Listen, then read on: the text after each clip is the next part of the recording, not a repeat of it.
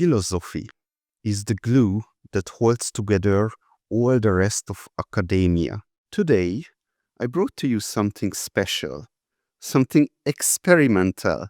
Today, a philosopher friend of mine is going to challenge the following longevity athletes. First, Julie Gibson Clark, the OG longevity athlete.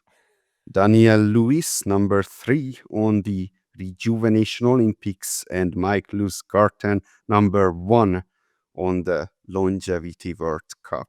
They may not look like it, but they are all over 100 years old, and some of them even fought in World War II. Now, joining today our host, Saillant, a philosopher and AI governance specialist dedicated to exploring the ethical and existential dimensions of emerging technologies. With a PhD in philosophy from MIT and a postdoctoral research at Harvard, Said serves as the executive director of the Society's Sapiens. Today, he'll guide us through a nuanced exploration of death, immortality, and radical longevity, prompting our athletes and listeners alike to critically reflect on what it genuinely means to pursue the indefinite extension of human life. Have you been playing a sport for too long and now all of your joints hurt when you wake up in the morning? Or have you never played a sport before and you don't even know how to pick up a damn ball? Maybe you just feel like you're a bit too old to start something new. Today I will tell you about a sport where you don't age out, you age in. This is a competition between longevity athletes, biohackers, and mad scientists who want to live forever.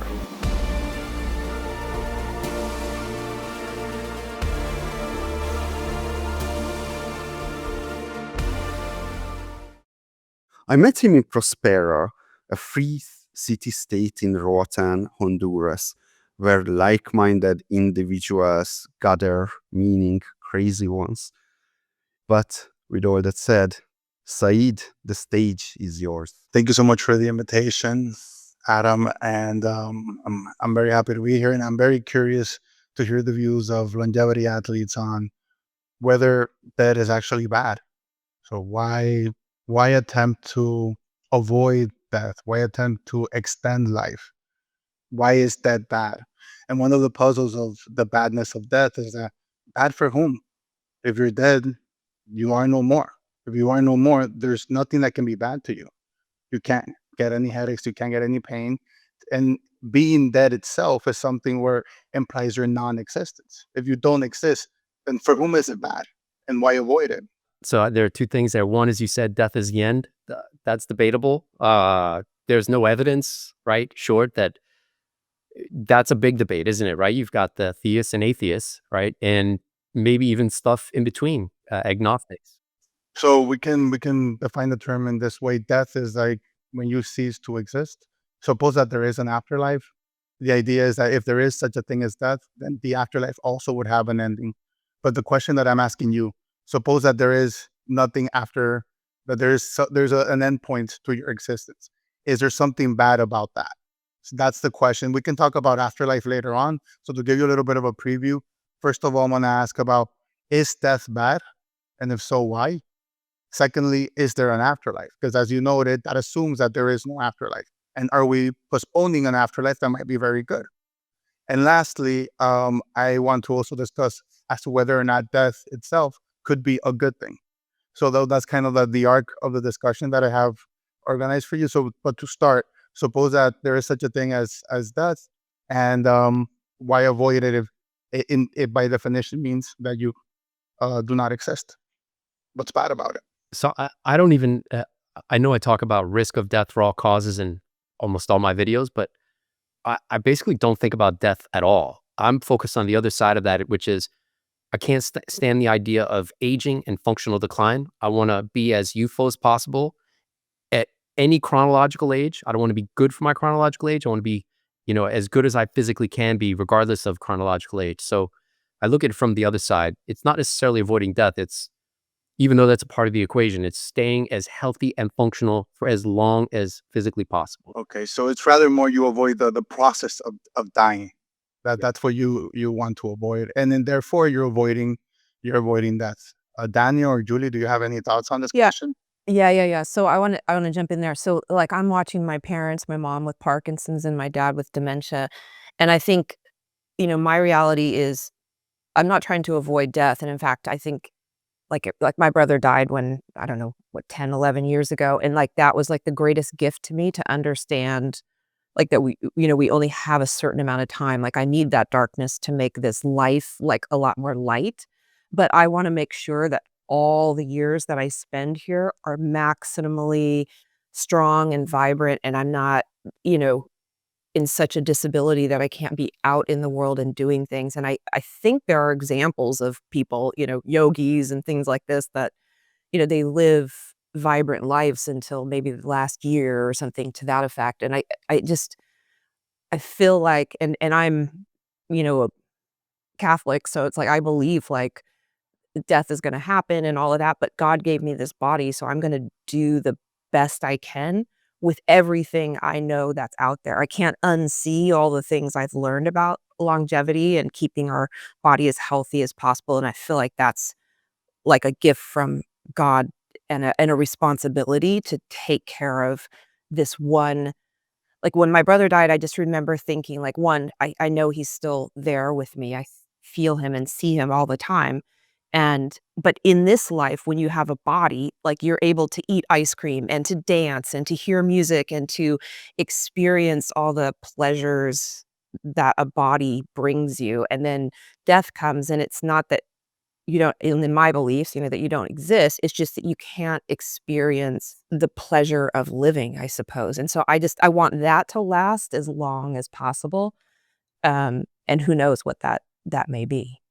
I agree with both Julie and Michael. I'm not really concerned about death. I'm not trying to live for as long as possible. I don't think I would want to live for 1,000 years, even if I had the option. I'm just trying to stay as healthy as I can for as long as I can, make the most of the time I have available. And if I can make it to 120 in great health, having lived a full life, having done lots of fun things, and then just suddenly die in my sleep, I'd be really happy with that result. So there's something that you said, Daniel, there in your response, where you said that if you could live for 1,000 years, you would rather not. But then you also said you would try to live for as long as possible. We'll stay healthy for as long as possible. Um, Suppose So- you can stay healthy for 1,000 years, would you do it? that was smart of you to catch that. My concern is that after 1,000 years, I would have done everything there is to do, and I would just be really bored. Maybe then if we could go to a new planet, I'd want to stay alive longer and explore that planet.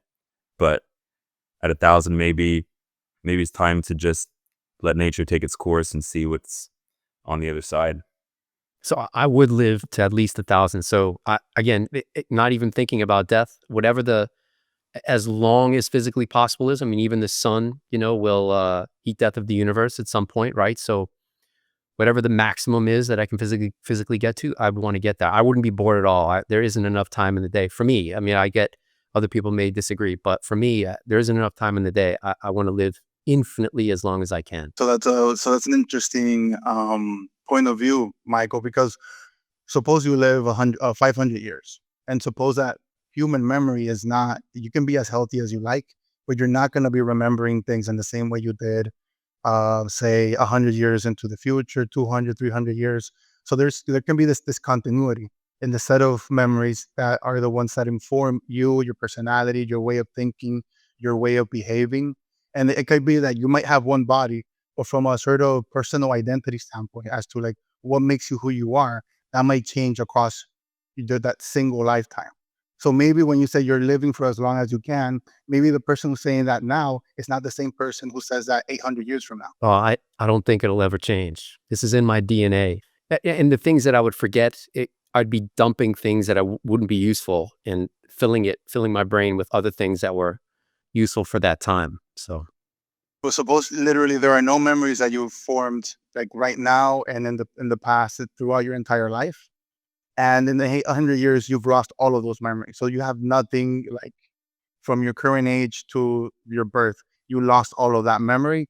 So do you think that you would still be the same person? That There assumes, simply because you share a body? I mean, that assumes that I haven't maintained that youthful brain age state, and that there's some. No, not necessarily. So it's Not necessarily. so it's theoretical, isn't it? Right? Because is there a condition where someone in a health, 50 plus years, and I don't think my memory's bad. I don't see why that would change all of a sudden 500 years from now, where I have selective memory. That's some functional, brain issue. So no, it's not so much that it would change. The idea is that because it's such a large expanse of time, and this is not the normal period or expanse of time over which the human brain remembers things, you're going to be missing much more. Just to give you an idea, people consider there are certain people who remember almost absolutely everything. I forget what the condition is, but medicine considers those cases pathological and maladaptive. And actually being able to forget certain things can be adaptive. And that's why most of us tend to forget a lot of things. So the question is, if we were to extend life very, very to 500 or 800 years, given that the natural way in which memory works, we would lose chunks of our lives. And is that something that you would be happy with as long as your body continues, even if all of these experiences that you want to continue, you end up remembering as you go through life? You end up forgetting as you go through life. Yeah. So this brings up the concept of the self, and I'm happy to let it go. Let's fast forward 500 years, and instead of being obsessed with biomarkers and diet tracking and all the things I'm obsessed with in terms of maximizing health and longevity, all of that stuff is just a given. AI crunches all the numbers. I don't have to think about it at all. I don't have to remember it at all. Now I can dump some of those memories, even though I don't formally memorize them. They're just a part of who I am and the self, right? So I'm happy to dump parts of my memory that are unnecessary and don't contribute to whatever my goals are 500 years from now or whenever it may be, and to lose some aspect of self and evolve into something else, at that chronologically older age. Fair enough. Any thoughts on that, Julie, Daniel? Yeah, I mean, I sort of think like, I mean, I agree with you to a certain extent that yes, okay, we're gonna we're gonna lose certain memories, and like Michael's saying, like a lot of stuff is gonna be automated, so I won't have to remember how to do X, Y, and Z. But like who I am, I think that ribbon continues because I'm still that same DNA is gonna exist throughout entirety of when I live. So I don't know. I mean, I get that idea almost like these are all the decisions I'm making from the person I am now, and clearly that would have been very different when I was like 2 years old and when I was, 30 years old.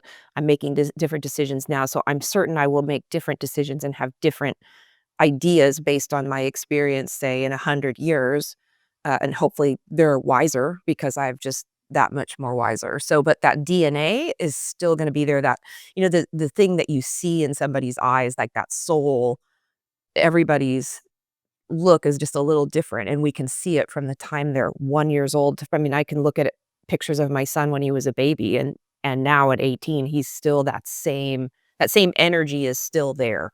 And that's, I guess, what I'm talking about, like that's still gonna be there.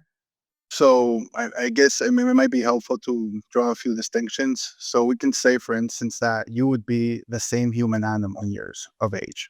And then the question is, are you still the same person? Where you can think of the person as like the software that the human body is running.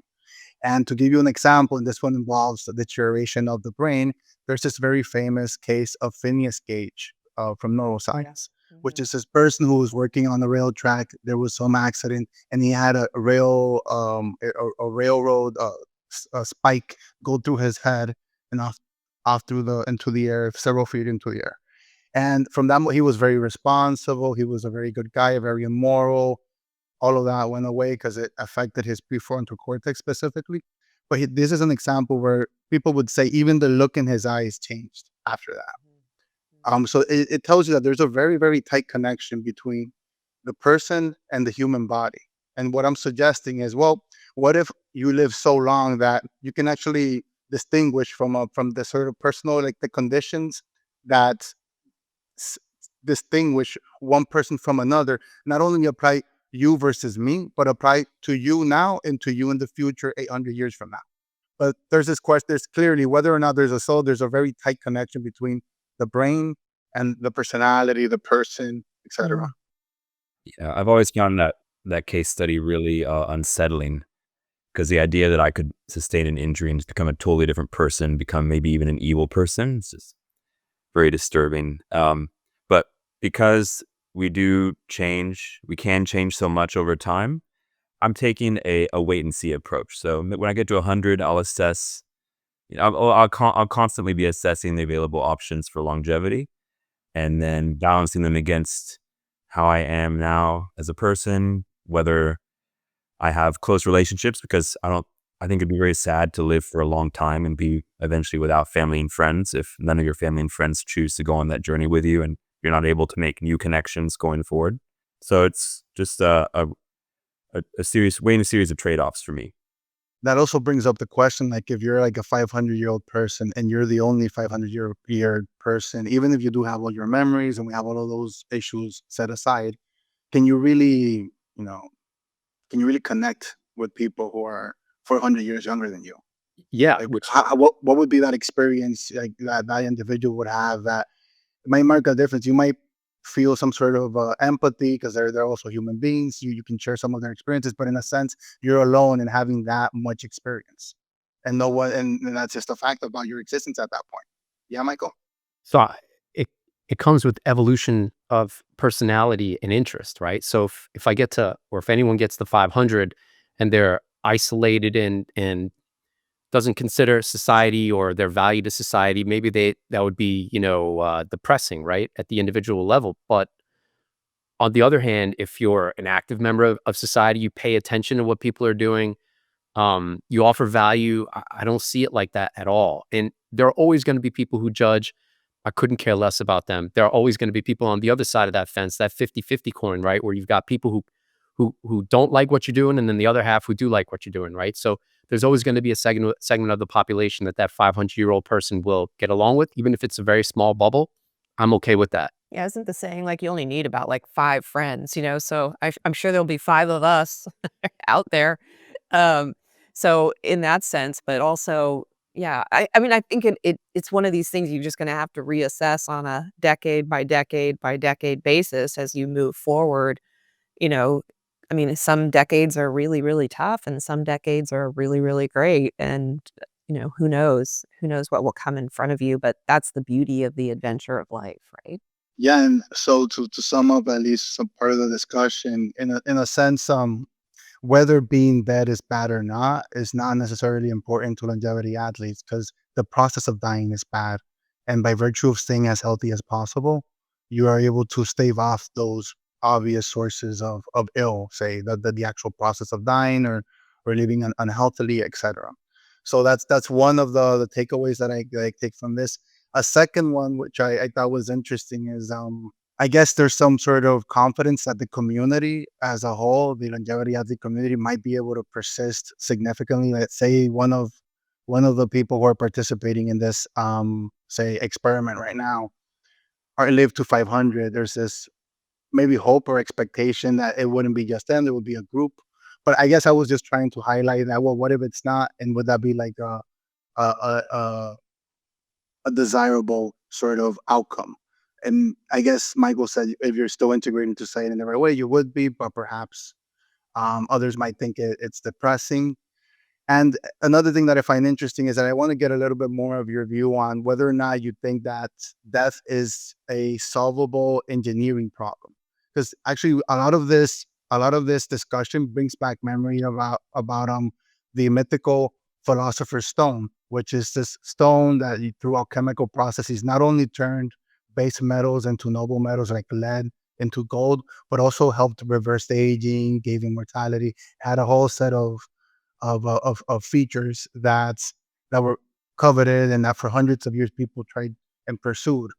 And they all viewed that as a solvable engineering problem. And I was wondering, like, your confidence that it is a solvable engineering problem is where is it? Where would you say it's based, or what would be your view on it? If maybe you're not confident in that position. Wait, can I go back because you're talking about the process of dying is Yeah. bad. I don't like. I think if I wanted to summarize how I feel like it's the process of life I want to slow down as much as possible, and the process of death I want to speed up as much as possible, so that that's like, you know, less than a year. Because like right now we're looking at the process of death taking 2, 3, 4 decades, people's slow decline, and that's just absolutely intolerable to me. So it's not so much the process of death that I fear or don't want. It's just that I want that to be as quick as possible. So, that the number of years I'm here are all, vibrant and strong. So I just wanted to clear that up. And then the other, is it a engineering problem? I actually think, honestly, yeah, I think that we're gonna figure this out somehow. Like I do think that this whole like longevity, escape velocity, I don't think we're gonna get there as quickly as some people are predicting, but I do think, 100, couple 100 years in the future, maybe a lot sooner, but I do think we're figuring this out. Yeah, I think it is an engineering problem that can be solved. I think the fact that there are certain animals in nature that have evolved negligible senescence and are able to regenerate and live you know, potentially forever, if in the right conditions. The fact that nature can produce that on its own, although it's really, really rare, I think suggests that us with our own intelligence and our own biochemical engineering capabilities could someday achieve the same for us. But I don't know what the cost of that might be. It may require lots of gene therapies and interventions that we can't even contemplate right now, but I think it's possible. Yeah. So for me, it's not a question of if, it's a question of when. So aging is a biochemical process that can either be, it's a pretty constant slope. You can speed that slope up in terms of how quickly you die with poor diet, poor lifestyle, all the things, smoking, whatever. Or you can potentially even slow it down, but with death still happening, right? So then the other side of that coin is, what's the slope of scientific knowledge? Is it equivalent to the slope of aging, to that constant slope of aging? Or are we down here, just primitive monkeys throwing rocks at X, Y, and Z, trying to hope it works? If we're down here, it's not 50 years, it's not 100 years, maybe it's 10,000, maybe it's a million years. But eventually those two slopes will match. I wish I could say I was optimistic, but that's a big part of my approach, which is, do all I can with the live long enough to potentially live forever, and hope that we're in that 70-year of my potential remaining lifespan to get there with the slopes match. And now aging is flat, and it's, there is no death because, we can solve aging as quickly as it happens. It sounds from the discussion so far that perhaps, maybe not in the case of Daniel, but perhaps, say it is a solvable engineering problem, there's a question as to whether or not we should accept the solutions presented to us simply because they solve for human death. So what I have in mind is, like, say we do solve the problem by having the approach of detaching the head of a human and replacing it with a new body, and that's kind of the only sort of solution. Is that an acceptable solution, or would it be maybe mind uploading into a machine, or maybe replacing parts of your body by machines until you're completely robotic? So there are these different possible solutions, and the question is, are each of those equally desirable simply because they solve for human death, or no? Does it matter to you how it gets solved? I think it'll be a very personal decision that has to be made by each individual. I know for me, I would be okay with maybe 1 or 2 cybernetic limbs, but I wouldn't want to become almost entirely robot. I'd draw the line there. I wouldn't want to upload my mind to the cloud. I may be okay with, I would definitely be okay with gene therapies or anything that works with my natural biology. So I think everyone's going to have their own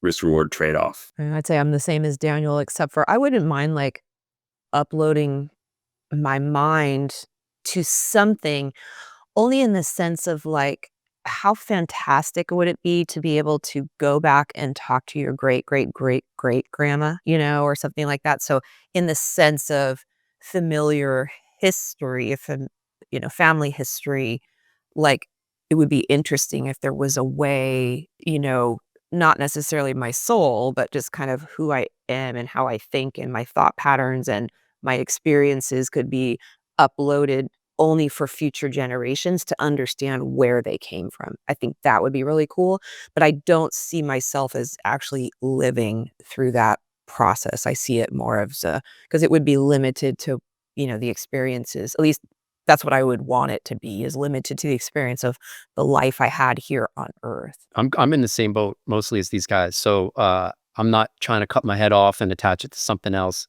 I think I'd probably be good with cybernetic limbs in a worst case scenario, but I kind of like these flesh, even though they're outdated, cybernetic may be an upgrade. But and then the AI agent, I'm a big fan of that approach. We're already on the verge of that, right? So great grandkids can meet the AI Julie, the AI Mike. I think that's going to be a real thing at some point. So, but others may have a different, a different perspective, right? I know of one person who, based on the obvious, the abundance of data that women live longer than men, and they are in a pro longevity mindset where they don't want to die and they want to live as long as they can. They're taking estrogen. And this is a biological male taking estrogen, and that's their choice, right? I don't choose to do that. It's not how I want to do it. But if others want to detach their head or whatever they think, right? As long as it's not mandated. I don't want to be mandated by some governing body that all of you have to do this to live longer. I don't want that at all. Individual choice is a big part of what I do. So these scenarios bring up now the question of an afterlife, because in a sense, if you're like switching bodies, or you're now completely a robotic being, then you might be considering that when you were a flesh and bone and blood being, it was like a different life for you then.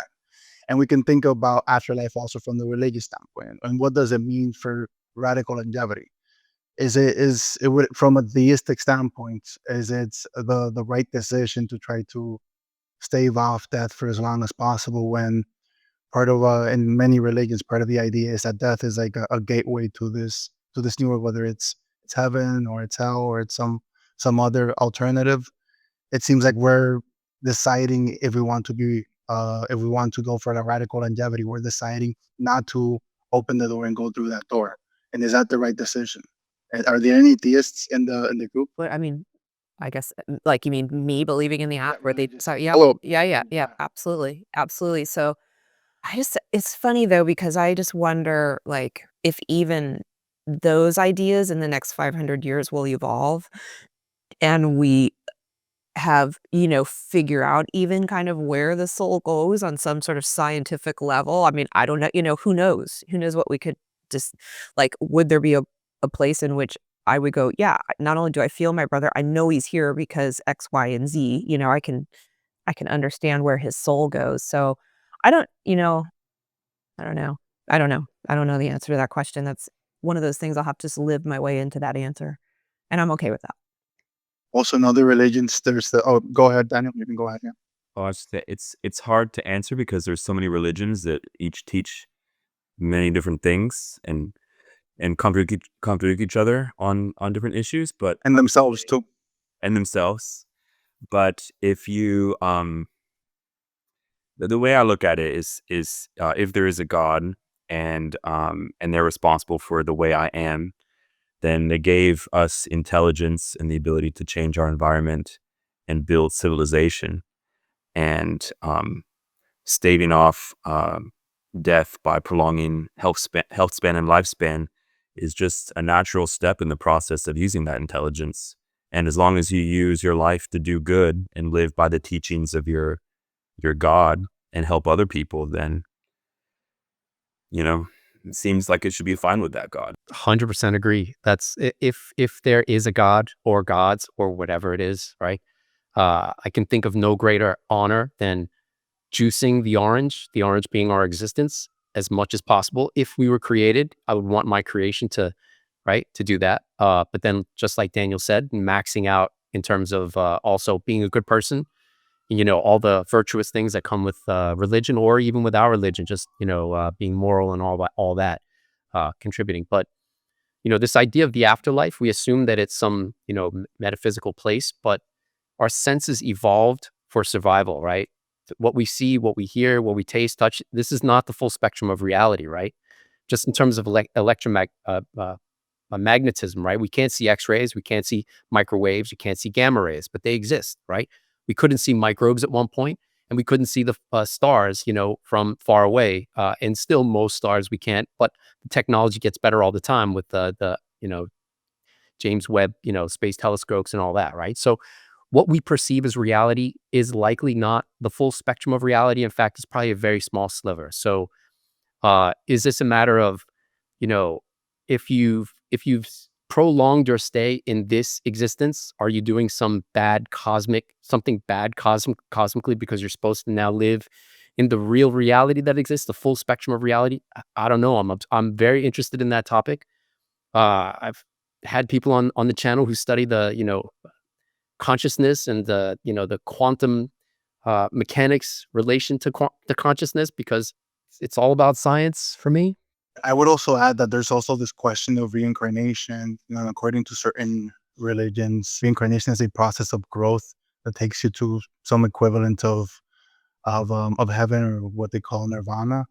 And if you're like trying to juice the orange, as you squeeze the orange rather, as then you're kind of like extending one of those steps for much longer than would typically be the case. Maybe eventually it doesn't matter because eventually you'll die. But what if it's something that continues on indefinitely? Then you'll never be able to reach that kind of spiritual optimum. And you're doing that yourself. You're doing that to yourself. And I also wonder, like, what's the right way of squeezing the orange? Because definitely trying to stay as healthy as possible seems to be like the natural and most sort of obvious way to do it. But there are other ways, like cryonics, and you can just try to freeze yourself and preserve yourself for as long as possible until the right kind of technology develops. That's one way of squeezing the orange, but doesn't seem to be as appropriate, or it doesn't have as much in favor of it as the one where you're trying to live as healthily as possible. But your argument, Michael, would seem to support both of those options, or does it? If the idea is by extending lifespan, you should be in the afterlife at a certain age, and that you're doing something bad because you should be dead and in the afterlife. And with that in mind, suicide, why even be born, right? So No, And the idea is right. Yeah, Julie. I'm just thinking, like, but what if, like, we figure out, like, kind of Michael was alluding to, like, okay, just because we can't see somebody when they die, like, maybe we actually figure that out. And so maybe you could live those evolutions in one lifetime if you're living 1,000 years. Maybe that nirvana can be achieved just here in this one body. I mean, kind of like, I don't see there's like a master puppeteer up there or a guy in a robe. There is this force, this energy, this creative force that's in our universe. And I think we can all feel it. I mean, it's just like right now, why would I not go jump off a bridge and kill myself? Like, there's a life force in me that wants to keep living. And I think at some point we learn how to, like, work with that, and we understand what happens after. Like, if this creator wants to keep sending these souls back, maybe that's just an very intense creative energy that's out there, and maybe it's no longer necessary when we can live 1,000 years, because now we're kind of doing those evolutions while we live. I mean, it's all, who knows? We don't know the answer to these questions, but that's a possibility. I agree that what you mentioned, Julie, may be possible, but I guess my point is that the possibility that I'm highlighting is one where you do your damnness to live for as long as possible, and therefore you don't achieve the greatest spiritual heights that you could achieve. And is that something that you're happy with, Michael? yeah, so that sounds very specific to a religion or a few religions, maybe. I don't know. I don't believe that. I'm not a part of those religions, whichever they are, but there may be people who are.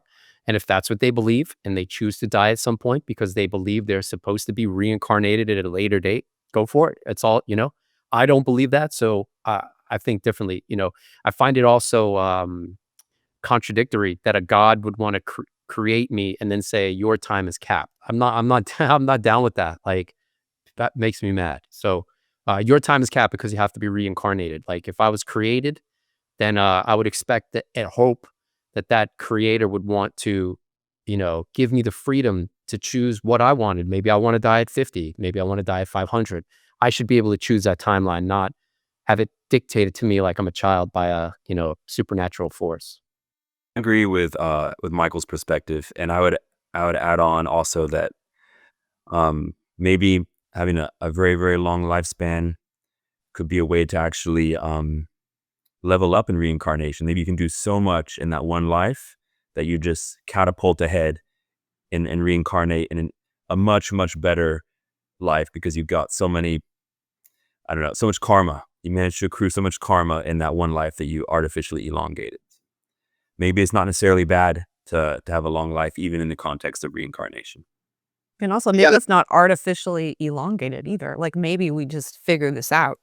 Maybe that's not artificial, and maybe the original intention was for us to figure this out. Like maybe that's what that creative force, that God, has always wanted us to figure out, and how to do these, spiritual evolutions in our lifetime. I mean, I think we all have had spiritual lessons in this lifetime. So multiply that out 1,000 years. I don't know. So, Daniel, just to address your point, I guess the idea is that maybe you might be able to extend life very, very long, and then you die, and therefore you can continue the process of reincarnation. The point that I was making was regarding extending life indefinitely, and therefore you can't continue the process. So, so you might be right, but it doesn't really affect the argument that I was giving. Even if we manage to totally treat aging, we're all going to die someday when the sun expands and destroys Earth, or if we are on another planet, something will happen there eventually, or eventually you'll be murdered by someone. I mean, this probability says that giving a longer time frame, something bad's going to happen to you. Yeah, something bad's going to happen to you for sure.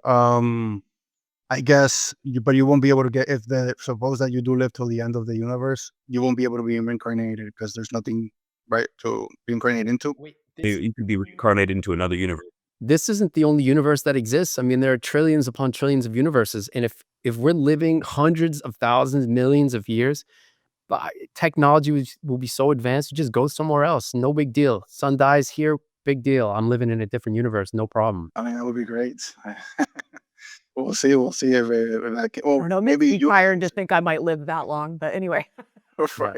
It would be nice. So one question that I want to address before we move on is the question of squeezing the orange as much as possible, and whether there are better and worse ways to do that, and whether one of them could be just cryonics. Like you decide just to freeze your body, and this is one way of extending your physical body such that later on you'll be able to be revived and you'll be able to live in that future society. Is that like a proper way of squeezing the orange? Or do you think that they're really the right way to do is just to try to live as healthy of a life as possible? Because I feel like you do have those two options. And the argument, Michael, that you were giving seems to suggest that whichever works best is the one that we should go for, because it'll extend our life for longer. Cryonics, though, was only like applied, like you die and you know what I mean? You apply for this while you're alive, but that it's like, okay, as soon as I die, I want to be, put in the deep freeze so that hopefully they can figure out it's not done before you die. So I don't know. I mean, I don't know if that's necessarily squeezing the orange, I guess, because the orange is fair enough. And I guess you think of cryonics in the case where you're not dead, but you're saying, okay, I want to live for as much as long up until this point, and I want to preserve my body in its current state, because later on there's a better chance that I'll get revived and I'll be able to squeeze the orange more. Not necessarily wrong or right. I think it's every person's got to decide what's right for them. I mean, maybe if you're in some chronic, would you make that decision? No, I don't think so. I mean, from where I stand now, no. Even if I, God forbid, develop Parkinson's or something like that, I still don't think the cryonics is not my thing. I'm not into that. But yeah. What about you, Michael? So I've thought about this a lot, not necessarily. And I know I said I don't think about death at all, but I mean, if I'm, what are the probability? If I'm dead, if I'm in the ground, I'm gone. That's it. I'm just bug food. That's not, I don't want that at all. So I've thought about this a lot. And the cryonics community has grown a lot over the past 20 years. I know people who have signed up for cryonics, they've made that bet. But my thinking on this is, money aside, that, let's assume, first of all, I've got to have the money saved up for, maybe this is a 500 year or 1,000 year or 2,000. I can't assume it's going to happen in the next 50 or 70 years that people are going to be revived, because there are people like Walt Disney and others, Ted Williams, who supposedly did cryonics, and they're on 50 years now and there's no revival. So I'm not hopeful. I'm just trying to be realistic. Now, the other side of that too is I have a 16-year-old, and if she chooses to reproduce at some point, then her kids and then maybe their kids. So I'll be a great great grandfather at some point at 120 years old or whatever, right? Uh, After that, I don't know. Assuming I died, right, in terms of being revived. So I've got 3 generations that'll probably meet me and actually care uh, enough, because if you don't meet me and you're in my DNA lineage, what do you care? I'm just a name on a piece of paper, right? That you're paying bills. And then, my great great great grandkids may be like, Why are we paying for this dude to be frozen? I don't even know him, right?" So I basically have 3 generations, which could be, I don't know, depending on their lifespans, what, 300 years I'm looking at maybe in terms of being frozen. And then that's it. What? Pull the plug. So that's also a risk. And then the other part of that equation then too is it goes to this idea of, if there is, and I don't know what the answer is, if there is a reality beyond our consciousness, and I've artificially stopped that by freezing myself, Han Solo and carbonite, have I cosmically myself, right? I don't know what the I answer think is though. about that all the time because, Y- like, I just remember, like, when my brother died, there was, like, this like, I can it just felt like I would get this message, like, "I'm not in that body, but I'm right here with you. What would happen if we had chosen to Yeah. cryogenically freeze him? Would he be stuck in some sort of not purgatory, but, some sort of thing that his soul couldn't mo I think we have a lot to learn about the soul, and, hopefully we can I don't know, hopefully we can in 500 years. Yeah. Yeah. So that's a big part of my thinking too, is not, if I died trying, that it is what it is, and I'm not going in the ground, and I'm not going to put myself in that cryonic prison and hope that someone in my DNA lineage will revive me at some point.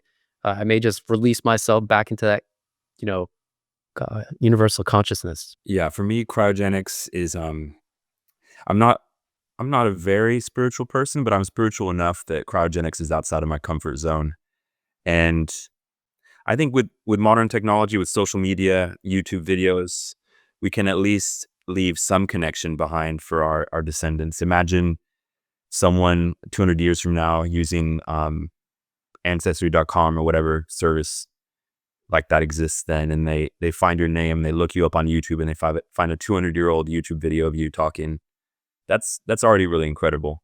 Yeah, yeah, that's an interesting thing. I do want to tie this back to the afterlife question and whether or not what implication does it have for radical longevity if there is an afterlife or if there isn't.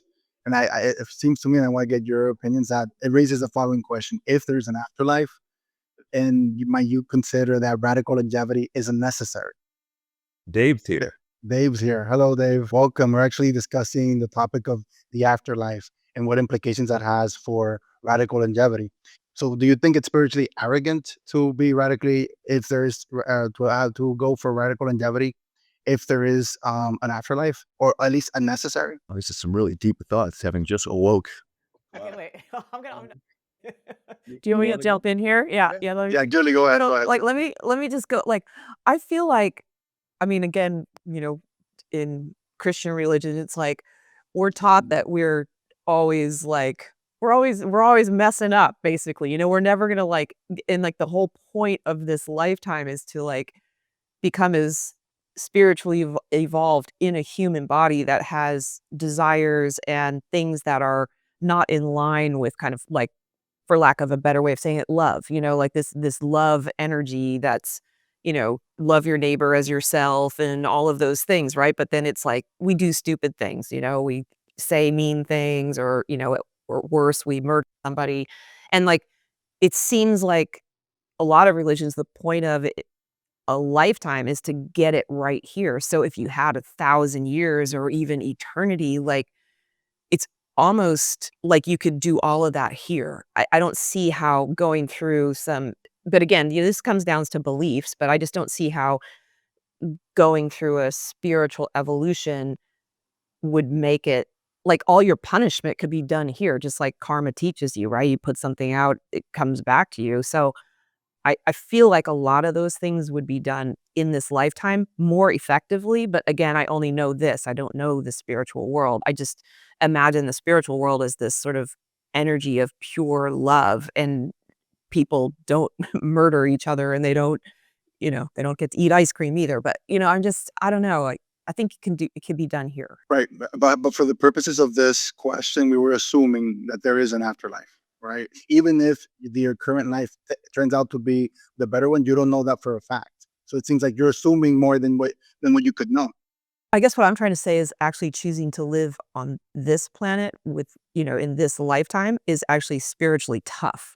That's what I'm trying to say, is that Okay. that's my sense is that this would be spiritually easier to be without, this lifetime, and to be in this lifetime is like, to choose it is like we're like the tough guys. Dave, do you have something to add, or you were going to say something? No, this reminds me of a story that I heard, and I wish I had committed it to memory so I'd be able to,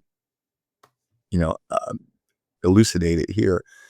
It's of two twins having a conversation in the womb, and they're wondering, is there life outside of the womb, right? Is there life after birth is the question that they're having.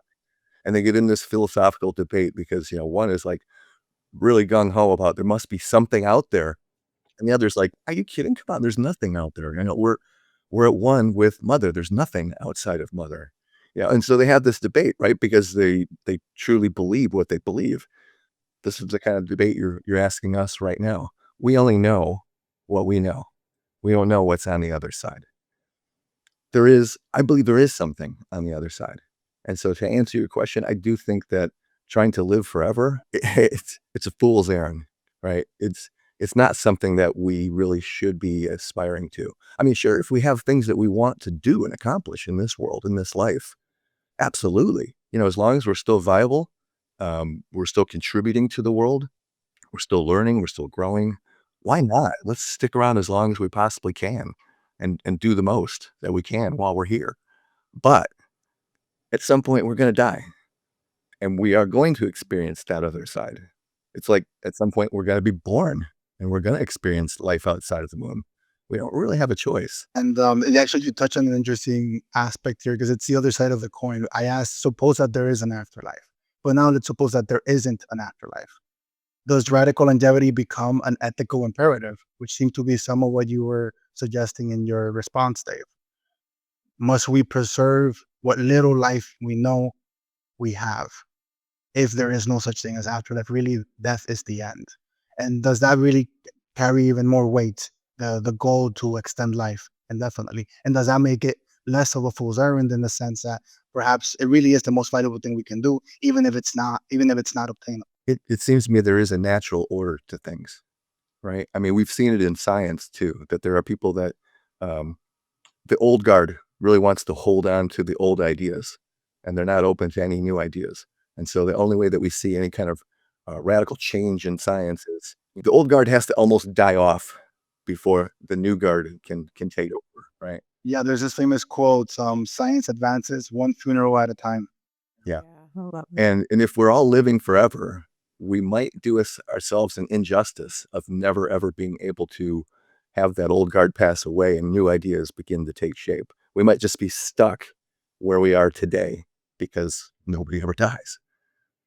We're seeing this a little bit already with the fact that most of the most successful politicians are very old. They're from like a past generation, and they're not letting the younger guys go to the top and become the leaders.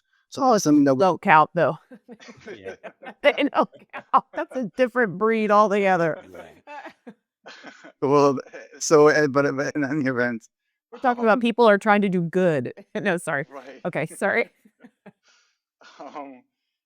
But yeah, I guess we see that not just in science, but we see it in politics. We see it in all these different facets of humanity. And imagine if we had people who were 500 years old, 400 years old. I mean, it seems like it would be even more extreme in those sorts of circumstances. And it might be of the service not just to, the current generation, but future generations as well. Individual. Go ahead.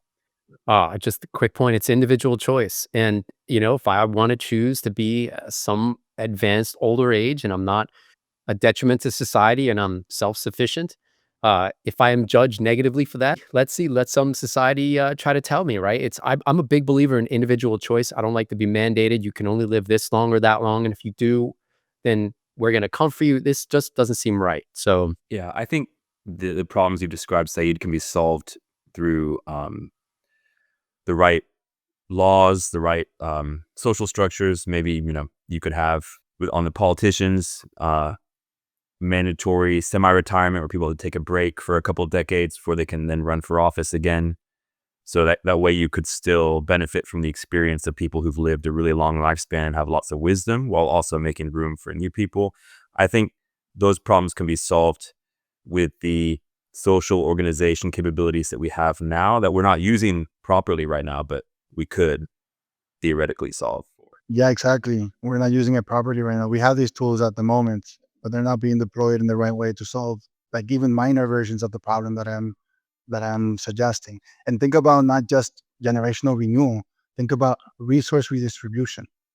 Like the 500-year-old Elon Musk is going to be a force to deal with. To give you an example, so the people who are actually accumulating over all this very large expanse of time are going to have so much more power than the rest of the guys, and it'll lead to naturally a power concentration problem that we face today. And maybe one of the natural hedges on that problem is the lifespan limit. And maybe do we want to remove that hedge, make things even less equal? Just putting it out there. this already exists. I don't want to live in a longevity communism where we all have to live a certain amount. There's always going to be a distribution of skills in the population where some are highly skilled. Most people on average are average skilled, and a few will be lower skilled. I'm not a fan of trying to level the playing field, equality of opportunity for, whether that's longevity or everything else. But I don't like the idea of someone telling me I can only live X. I'm going to find a place where I can live as long as I want to without that, that tyranny. So suppose that we don't want you to live for less than you want, but rather we just want you to retire at a certain point. I'll go somewhere else. I'll live in a cabin in the woods. Like, I'm not a fan of being told how to live my life. That's my choice. I keep hearing like this like debate between like the ego and the soul, right? Like, I mean, if you think of a politician or Elon Musk, for like you're thinking of somebody with like just this super ego, and that super ego is going to just keep becoming bigger and bigger, and the soul part isn't going to evolve. Whereas, like, I guess I kind of hope, and I mean, I really hope in 1,000 years that we are a lot more capable of keeping that ego in check. I mean, certainly, like, that's something I've learned as I've gotten older is, like, how to kind of put my ego in the background and live from kind of a little bit more of a soul's perspective or loving perspective, I suppose. And, I just wonder, as a species, if we evolve that far, maybe it's no big deal to live that long because, you know, the ego doesn't grow. Maybe maybe that's like the positive benefit is, you just learn over so many decades how to kind of keep that ego in check and really live from this like soulful, loving perspective. And maybe it becomes aspirational to, somebody who's in their 40s to see somebody who's 500 and just how beautiful and easy their life seems because they do live from this other way. I mean, like you're assuming that like, and I would assume too, there would always be those people whose ego just gets bigger and bigger and bigger the longer they live. But, hopefully there would be a good chunk of people that would be evolving spiritually. Yeah, fair enough. And I'm not. I think that we have a population of human beings. They're right now 8 billion. It's expected to go to at least 10 billion by 2050. And out of these 10 billion, maybe some of them live for 150 to 100 years. And then my question, I guess, what I'm proposing is that some of them will be very power hungry. Will try to live for longer. Will try to accumulate power, and therefore they're gonna have they're gonna basically concentrate much of the power for them and for their purposes. And then the rest of the people who are evolved, who are not seeking power in the same way, well, even that would be like a good way to evolve as from a personal growth standpoint. And I agree with you at that point. That would be just a small fraction of the population. And this other small fraction will have like an unwieldy influence over the rest of the population if you allow them to accumulate power for as long as 100 and 300 years. So I was just putting that as like, well, if we think into that future where we have people who are 500 and 400, are those people likely to be these saints or like Buddha-like figures, or are they likely to be like a Donald Trump-like figure? I'm not saying either of those is the case, but it seems to be that one possibility presents a risk that it's worth considering in terms of like thinking of that future where there are these longevity radically these people with radically extended lifespans. And it's just something to consider in terms of like what does this look like really in reality, because we're not living it right now. So that's kind of like the purpose of the thought experiment. Are you sure we're not living it right now? I mean, maybe not in terms of longevity, but power is concentrated in the hands of the few. It's been like that for thousands of years. It'll probably always be like that. Now, then the question is it concentrated in a few for the good of the many or at the detriment of the many, right? So hopefully society evolves where it's always going to be at the good of the many and not at the detriment of the many. But someone living longer, 500 years, doesn't necessarily mean that they're going to be the dominant theme and imposing a fascist lifestyle onto others. I mean, people can choose to do what they want in their own lives, right? I guess, yes, we're living the power imbalances currently. The question is, are those going to be made more extreme if you have people who can accumulate power for longer? It seems like the natural response is yes to that question. Is it for good or for bad though? That's the challenge. That is a challenge. That is a challenge. Hopefully, it is for good. And the question is, can we structure society in such a way that that doesn't happen? Clearly, the current structure that we have now is not up to the task. In order to have like the best outcome for these individuals that are hundreds of years old, for this future where there are these human beings, we need to also restructure society in the right way that'll offer the right sort of check and balances on these powers and distributes freedom in the right way and doesn't let others curtail the freedom of those who don't have enough. That makes me nervous. That makes me nervous Yeah, putting limits on it. Now you start to get into censorship and longevity censorship or what? longevity communism. That's the quote right there. I love Yeah. that. Like, we don't need longevity communism. Like, I think, I don't know, there's just always been good and evil. There always will be good and evil. And, at certain times the evil is winning and at certain times the good is winning. And I would just hope that, like, again, that somebody who's living that long has just had their ego sort of gets smaller and smaller, and this kind of more evolved being gets greater and greater. And I, maybe that's a very naive outlook, but that would be I would just think that's the natural inclination, that people just get better think, I don't know. So I don't know of many, like, where you say, like, mean there are a few mean old people, but, that have all this, maybe they have all this power, but they seem to be few and far between. It seems like as people get older, they get wiser and they get kinder. That's just, to me, in general, that's the way I see it. And maybe that's wrong. Maybe I don't really know them, but I don't. So you're picturing a wiser, kinder Adolf Hitler or Genghis Khan? Well, that's what I'm wondering. I mean, honestly, like, I was sitting there, I was thinking in my head, like, okay, well, if Adolf Hitler, like, didn't die, would he have evolved in some way? I don't know. Would some equal, because, like, these guys that are, like, all power hungry, or people that are power hungry, I'm not gonna say just men because we were just talking about Martha Stewart, like, so somehow something always happens, like, that some other, like, high ego force, they end up doing battle with themselves and kinda taking themselves out. So, I don't know, like, they kinda self-destruct to a certain degree. the the example of Genghis Khan is actually really good because he wanted to prolong his life and avoid death. And towards the end of his life, he brought a Buddhist monk to his court to try and help him prolong his life. And the Buddhist monk told him, I think he told him that you need to abstain from sex, abstain from alcohol, and only eat vegetables or something like that. And Genghis Khan wasn't willing to do any of that. Yeah, so that actually touches on Played him too, but anyway.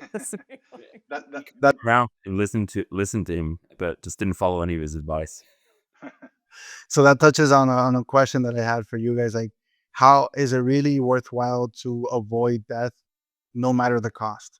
So some people would take a look at the Netflix documentary where there's of Brian Johnson and the Don't Die movement, and they see his lifestyle and his schedule and his devotion to trying to extend life for as long as his life for as long as possible. And some people might say, well, is that really a life worth living where you can't have these simple pleasures?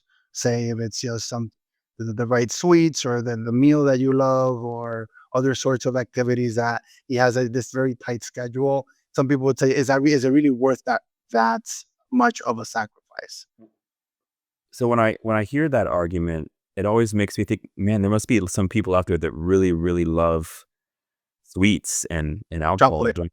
Yeah, and I'm not giving up ice cream. sweets for everyone, of course. But for me, I don't really crave those things. I guess I'm blessed in that way. So it's an easy choice for me to make. I'll definitely limit or cut out entirely things that are unhealthy Yeah, I to think have a longer, healthier life.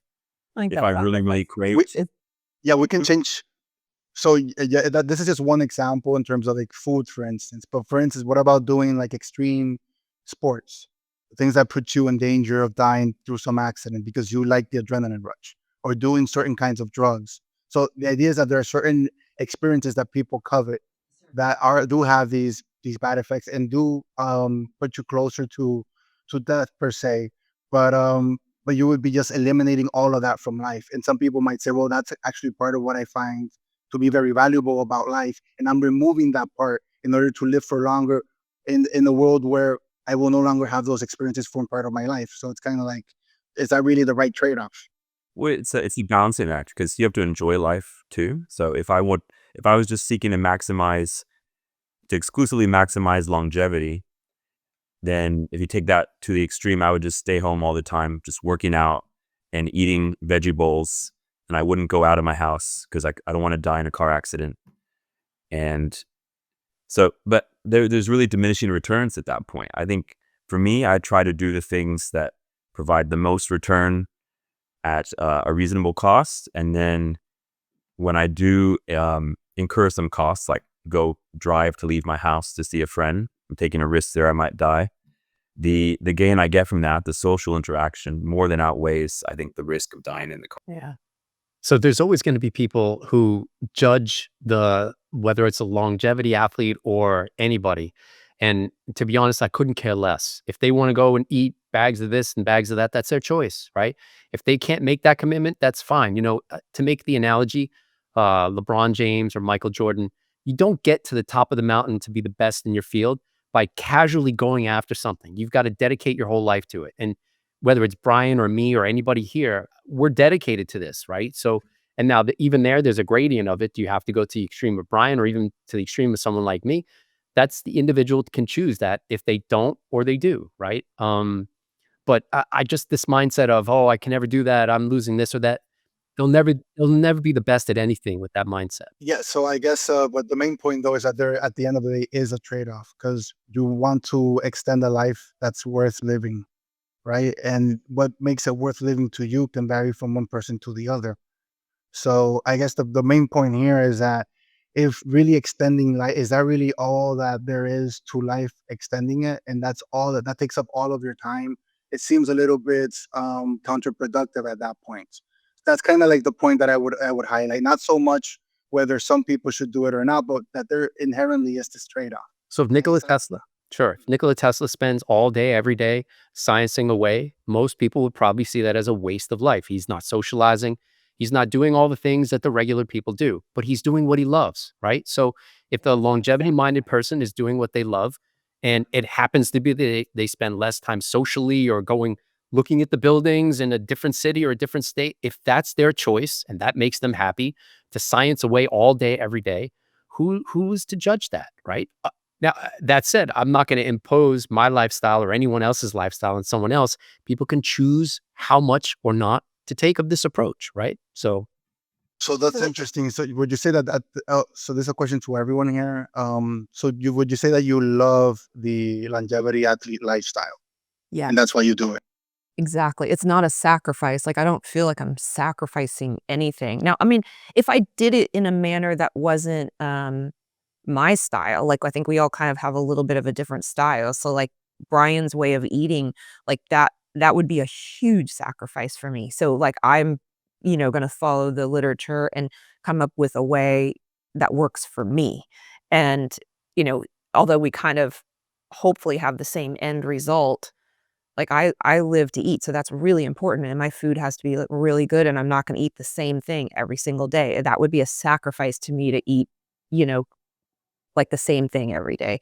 But it's not a sacrifice for me to figure out, hey, how can I do this in a way that works for me? It doesn't feel like a sacrifice. So, I mean, I get what you're saying, like kind of to go back to Daniel's example of like, would I not leave the house to go see a friend so that I didn't, so I suppose there's a tiny sacrifice, but just like he said, it's actually not because you're figuring that that social connection is going to outweigh, like your sacrifice is this big, but then the gain you get is this big. So it's like, I don't know, it from a mathematical perspective, it kind of wipes it out. It's not a sacrifice. So I don't, I think none of us feel like we're making sacrifices or we wouldn't keep living like this. What about you, Dave?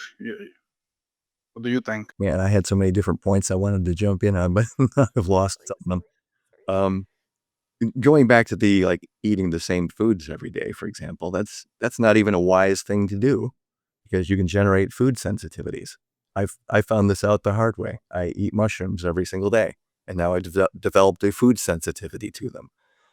The people that are probably doing that diet where they're eating, Brian's food plan are inadvertently giving themselves food sensitivities they're not even aware of. So you can do very healthy things all the time, but when you do them in extreme, they become unhealthy. So if you're living to chase longevity, you can probably end up doing really dumb things that are not going to help your longevity. And let's be honest here. All of the things that we do as rejuvenation athletes, they're increasing our health span. They're not really doing anything for our longevity, right? That hasn't been really invented yet for us to be able to live beyond 120 years, right? We're still waiting for some scientist somewhere to come up with this.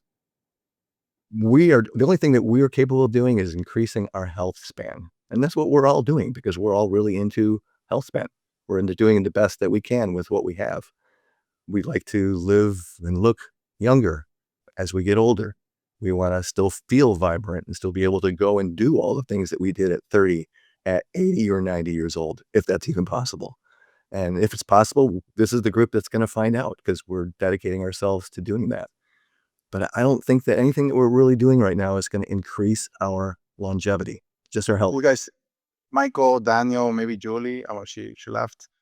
Do you agree that what you're doing right now is not helping with longevity or lifespan? I mean, I disagree a little bit, but I agree with most of what Dave said. But only the disagreement would be that by doing the things that promote health span, we are probably pushing our endogenous longevity out. So if your DNA says under the best conditions you would die at 80, without this lifestyle, I'd probably be dead at maybe, I don't know, 60, 65, 70. So now technically you're extending or you're maximizing, you're back to the squeezing the orange, right? So will we get beyond 120? I don't know. But live long enough to live forever. Yeah, I agree. I think by seeking to maximize health span, you are going to also increase your lifespan. Whether you can actually get past, like, I don't think you can get past your maximum lifespan defined by your genetics with the interventions that we have available to us, or that the casual person has available to them right now. Maybe we don't know for sure, but I would be skeptical. But I think, yeah, by seeking to maximize your health span, you are going to indirectly also increase your lifespan. Okay, and we would say definitely that compared to 20 or 30 years ago, we have many more tools to that effect currently that might be able to extend longevity and lifespan according. But we don't know for sure. Not necessarily. Okay. The maximum lifespan in a mouse is without calorie restriction is 40 months. The best interventions get a little bit beyond that. But sorry, let me go back. Calorie restriction and a couple of other interventions get the maximum lifespan of a mouse to 50 months. Nothing's beat that over the past 50 years. Rapamycin is less than 50 months. Growth hormone receptor knockout mice is around 50 months, but no one wants to live, like and whether it translates to people is another story. Yeah, So, I was gonna touch on that question, and it is something that I wanted to address at least briefly. There are two sets of issues that I've encountered with respect to longevity research. One of them is the question of aging. What is it exactly? It seems to be a diffuse process that affects different tissues in different ways. And the idea of figuring out a single intervention that would somehow stop or reverse aging, or having the right kind of collection of interventions, that makes the actual target of developing the relevant technology much further away, given just the nature of the process, this diffuse bodily process. The second issue is that even though there are certain things that work in animal models, the ratio of conversion of things that work in animal models versus human beings is tiny. It's a tiny fraction. I don't remember the specific number, but it's a really small fraction. So how confident are we that, the fact that in certain animal studies that we have seen these effects, and that'll be something that translates into humans? So there are these two issues, and I'm not saying that these are necessarily showstoppers at all, and I'm not saying that the research should not continue, but I am saying that that does bring a much higher level of uncertainty, that as to whether or not this will succeed, and whether or not we will actually be able to extend longevity and lifespan accordingly. And is that something? Are you just hopeful that this will work, or do you just set aside the uncertainty? How does the uncertainty work into your conviction and your dedication to your longevity extension project? I'm in a different boat on this. So everything you said is true. So taking, so if a given intervention works in mice, and a large segment of the quote unquote anti-aging community are taking those, whether they're drugs or megadosing supplements, they're taking that for that purpose. Now, that could be short-sighted, right? Because does it even work? So the core of what I do is regular testing biomarkers, right? So aging is a biological process, right? And it can be tracked. So if you're tracking markers of liver, kidney, immune, all of the major organ systems, then you can see if a given intervention, whether it worked in mice or not, is doing anything for you. And then you can decide if you want to keep that intervention or not.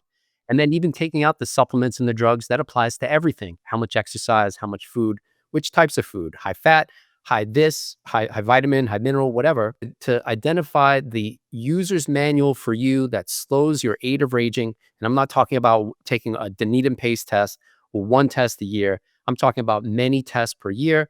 And this is the science of it, where you're actually tracking physiological processes with markers of every organ system.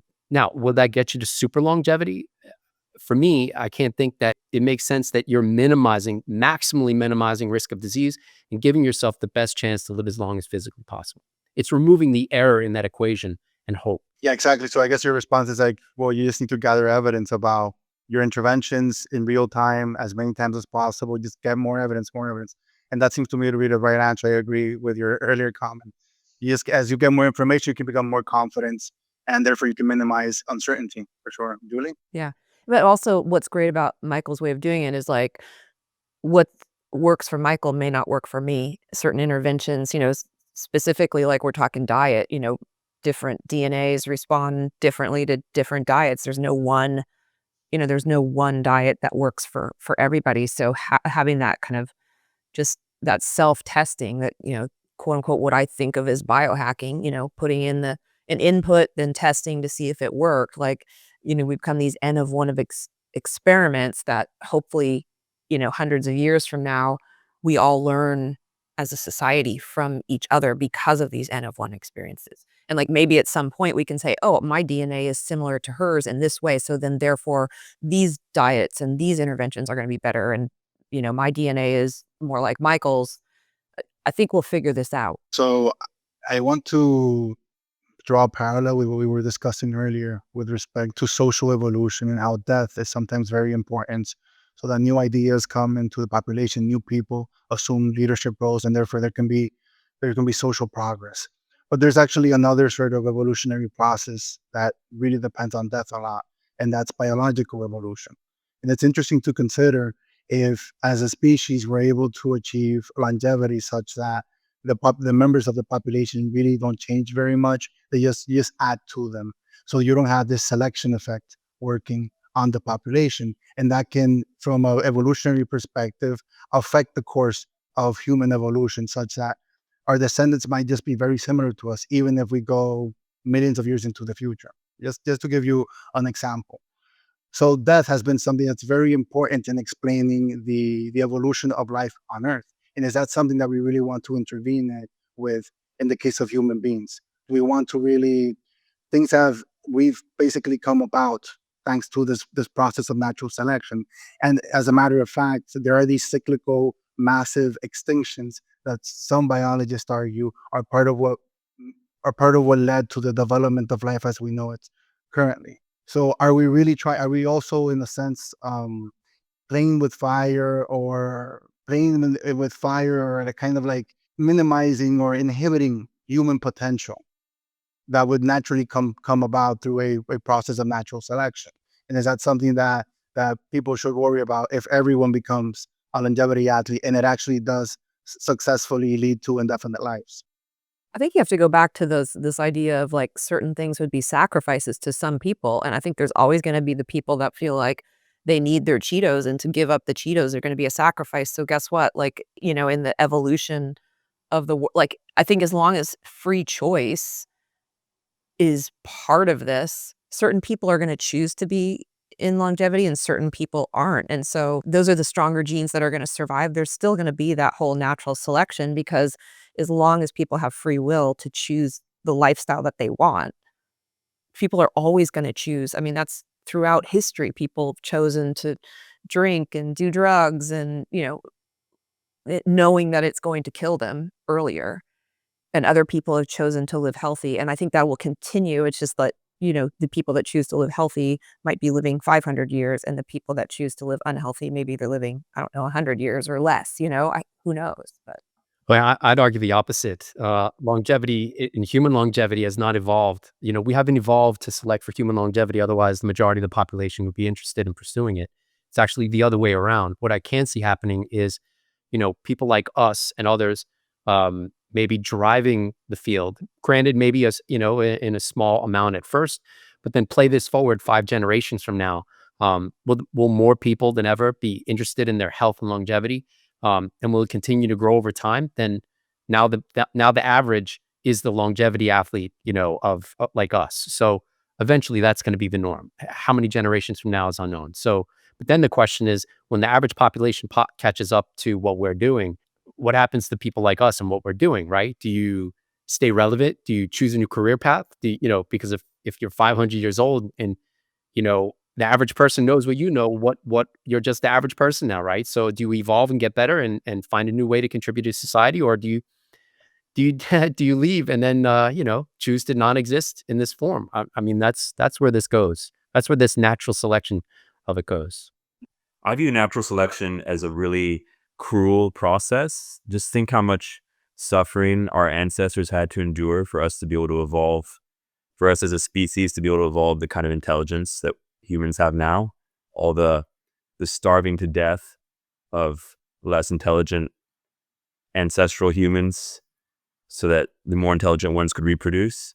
I think natural selection is a process that should be harnessed by humans to minimize the cruelty and then help direct it, because it's a semi-random process and it can result in all sorts of undesirable outcomes. It's not always a process that leads to what we would consider good outcomes. Hitler. And I don't even think that longevity is going to have much of an impact on natural selection. I think the bigger impact will come from embryo selection, embryo screening technologies, embryo editing technologies, which are already on the way. And when they do get here, I think their impact will dwarf any impact that that longevity enthusiasts could have on natural selection.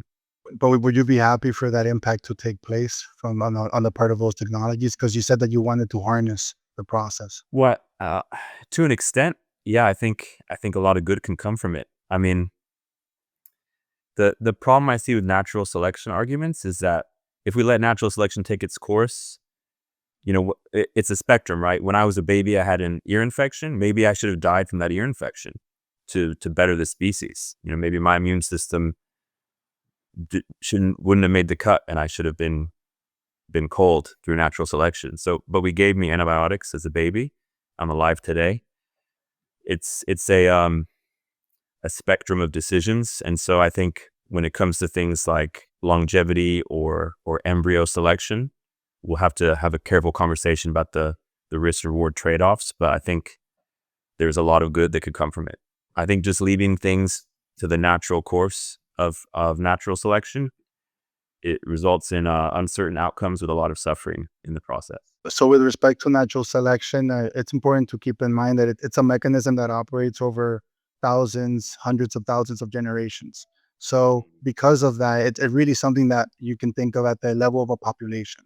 And what you see is that you see different traits, different features distributed in different ways that can be inherited by the next generation. And depending on those that survive to reproduce, those traits will be reflected in the following generation. And then that can basically the traits that are successful and are adaptive are the ones that spread across the population. And those are the traits that are more adaptive. That means, so the result is adaptation of the application of natural selection. And whether or not that's a good or a bad thing, I would say it's a good thing in the sense that you're the one that reaches adulthood and gets to reproduce, finds a mate and reproduce. And that's what determines what the genetic composition of the next generation will be. But it does seem to me that you're veering a little bit off into the question of eugenics, right? Isn't there a bit of a eugenic component to that? And I was wondering, is that something that people should aspire to? I know that there are certain gene therapies that allow or help with longevity, but to what degree? Like, do you draw a line somewhere where you say, no, this kind of intervention is not acceptable, even if it's going to give me 5 or 10 more years? Well, I think a gene therapy on a consenting adult, if they want to do it and they can give informed consent, then let them try it, assuming it's gone through appropriate trials, or they've signed, or they know that there hasn't been trials and they've signed away their acknowledgement of that. When it comes to embryos, that's a whole other can of worms that we don't probably have time to talk about here, but I think, being able to, if we could somehow eliminate genetic diseases, that would be a great outcome. I know there's a startup that's working on developing the technology to do that. Apparently, we have all of the ingredients to create that technology, and that would be very interesting. What's interesting there is that the changes are not things that are going to affect necessarily the genetic composition of the next generation. So it's not something that really operates at the level of natural selection yet. But it's a very interesting example. Dave, I feel like you have something to say. Well, I was just thinking that so far the gene therapies that have been developed don't affect our germline. I think that's intentional so far. But I have a feeling that after a while, once gene therapy becomes normalized, gene therapy that does affect germline is just going to be the next evolution. I don't think there's going to be any way to avoid that. Or two, if the cycle of natural selection slows down, because I mean, just as a woman, if someone told me you're going to live 500 years and I could choose to have a baby at, I don't know, 60, like I'm not having a baby at 16, 18. I'm not, there's no like clock going, oh my God, like you got to have a kid, so that I would hope that that would give people a little bit more freedom to live a little longer, but that would mean that natural selection cycle might, double in length or more.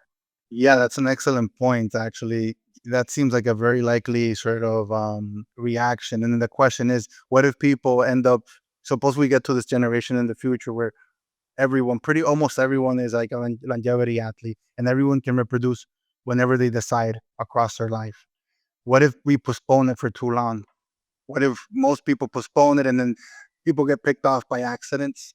And then we get to a point where individuals were trying to survive for as long as possible. And as a result, the species goes extinct. Wait, so That would be an extreme end.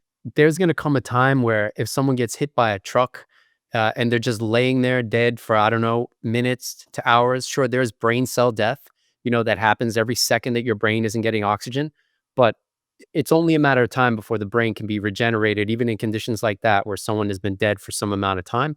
Now, would they be the same full person that they were before, as we talked about earlier? Probably not, but better that than not existing, I'd say. So Also, on a number of occasions you've said, Michael, oh, eventually this is going to happen. But then the question is, what if it doesn't happen at the right time? What if it would have happened if we had proceeded in a different way?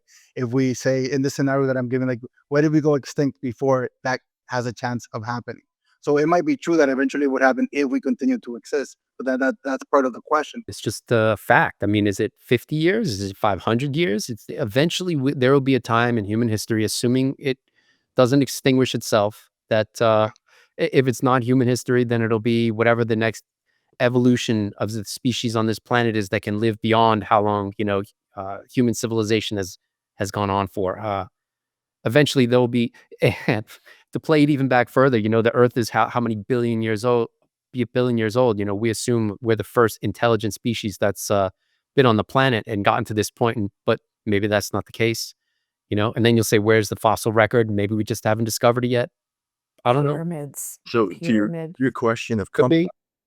are you asking a question such as, at some point we may be able to upload our brains into something mechanical that could go ahead and think and exist for us forever? But would that still be us, right? Yeah. We still, as a physical body, are going to pass away, but yet if our brain processes are still running somewhere in a cloud someplace, are we really getting the benefit from that? I mean, that'll be a simulated thought process of ours that's still existing, but we aren't going to see that benefit because we're going to pass. Yeah. Right. And even if it's like a perfect simulation, it seems like the natural conclusion is that it would just be a copy of you. It would not be you in those sorts of circumstances. And then there's this other question: do we really want to live? Suppose that so there's this famous thought experiment by Robert Nozick called the experience machine.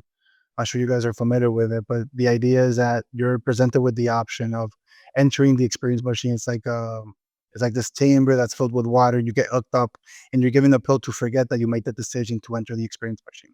But what does that experience machine do? It gives you all of the experiences of achieving all of the goals that you had at the moment that you took that decision. And you would basically think that you're achieving everything. You've lived a 500, in your case, like a 500-year life. That might not be the case. It might not correspond to reality, but it'll feel that way. It'll be indistinguishable from reality, from your point of view. Would you take the pill, or would you rather just, fend for yourself in reality, try to achieve your goals and achieve your goals in the real world where, there's a risk that you might fail? Or would you take the pill where it would be indistinguishable from success, but it wouldn't really be success because you wouldn't really be doing anything. You would just be in this tank being fed experiences. Do we know that our current existence isn't that? Are we in their womb? We're back to that womb story. Right. Do we know? I guess not. We really don't know, in the sense, and not in the sense of like we can rule out the possibility that it's not the case. Are you sure? I don't think we can rule it out. No, I Yeah. think that it's pretty, because you can have, just theoretically, there are these scenarios. What evidence could you use to tell that you're not a brain in a vat right now? Like, No, we're a brain in a skull right now. We're only getting sensory input from like eyes and fingertips, and those could be artificial for all we know. I mean, maybe we don't even know that we were a brain in a skull in that case, right? Maybe we're something else completely different. Maybe we're a simulation, some sort of supercomputer by some beings that are much more superior to us. So there are so many scenarios that we just don't have enough evidence to rule out. So I would say that we don't know that for a fact. But setting aside that sort of skeptical worry, I guess the point is, like, would you rather live a life where it's just a simulation, where you seem to achieve everything that you've set for yourself, or actually a life where you're this embodied creature who's attempting things that they might fail at? Yeah, What do you think would be better? if everything came easy, I don't think it would be worth living, right? I We think need that hormesis, right? Isn't that like good for longevity? Like we need a little bit of just a little stressors. Those are actually good for longevity. So to be put in a vat and achieve everything, that kind of defeats the purpose of longevity, which, we always need a little bit of pressure to create the diamond kind of thing. I think I'm not even sure we'd have free will, so I don't even know how to answer the question. I'm still thinking. And I have a different perspective completely. Death is a prison that I don't like to, be in that at all. But then let's assume that I've removed that prison. Well, now being stuck on this rock is a prison. Being stuck in this universe, not having freedom of movement to go wherever I want, whenever I want, is a prison. So, it's lots to do. Yeah, so basically you would not enter the experience machine, is what I feel you're suggesting. We're probably already in it. Okay. Dave, you had something else, and then I have a final question for the three of you. I was just going to say, I think it's just in the striving for things that that our achievements actually become valuable to us. Again, if everything came easy, we wouldn't appreciate anything. But if we have to strive for it, like we're striving for longevity and we're eventually going to achieve longevity, we're going to feel more proud in that than if it was just something that just came naturally that we didn't even have to try for. Perhaps along those lines, would you say that an acceptance of death might bring peace and purpose? To me, it does. Okay. Michael? Man, I don't even like those 3 words, acceptance of death. I don't even want to think about it like that. It's I enjoy life. I don't want that to diminish in any capacity, and I'm fighting like hell to keep it like that. If this thing that you call death comes around at some point, well, I died trying to do all the things I want to do. Daniel, what about yourself? Yeah, I'm gonna try my best with the information, the tools I have to live as healthy and long as possible, a decade at a time, and ultimately, if and when death comes, then I'll just accept it, and hopefully, there's another fun stage of the journey after that. So then here's my final question for the group. Is it better to focus on extending life or deepening the meaning of the life that we have already? In the case of you three as longevity athletes, my impression is that you do get a lot of meanings of life by actually engaging in the longevity athletes activities and all that. And that's, you guys love it, you guys enjoy it, you guys live it. And in your case, it's not really a dichotomy. By virtue of pursuing one, it seems to me you're also deepening the meaning of life. But for many people, that's not the case. And for many people, they might see it as an actual dichotomy between extending life or actually deepening its meaning. And my question to you, like, what is your sort of advice for them? Obviously, they're going to make their own decision, but the idea is that given your perspective and what you guys are doing now, what input can you offer to that decision making process? Well, for me personally, I try to automate all of my longevity practices so that I don't have to think about them, that they just become a habit. And that way I can focus on living my life. I can be out doing things with friends, enjoying life to its full, and not be distracted all the time about thinking about, oh, I have to do this to live longer. I would say find the things that that can give you the most return on your investment for longevity, that that require the less cost from you, and start implementing those. And then once you get results from those, build on those, go outside your comfort zone, and take it one step at a time. It's a journey. You don't have to do everything at once. And I think by doing it more and more, it becomes easier and easier. Michael, So final words. So I don't have advice for that for the those types. I have a different approach, which is if you like my Forrest Gump approach, get in the race and let's chase longevity.